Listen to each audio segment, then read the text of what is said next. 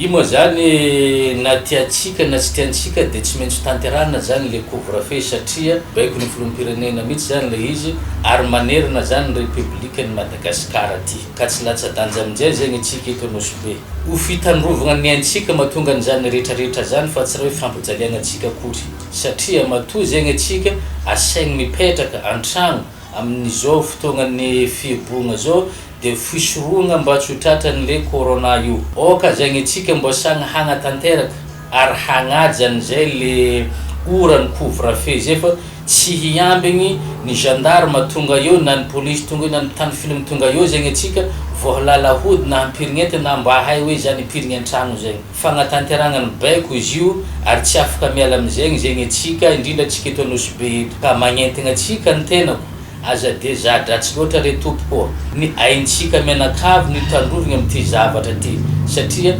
arety mifindra zany izy io ka sanatria raha anao zegny ny mitondra mety hamindra ny havanao ka ny havanao zay tsy maninona akagny zay mipetraka tsara mety ny hifindrany ka hiangaviagna re tompoko atsika mba samy hagnaja sy hanatanteraka an'izay le couvre-feu zay ka tsisy tokony handehandeha indrindra mantsika mibara koa zany mba hamody rehefa tonga zany ny fotoana amin'ny 8 heures.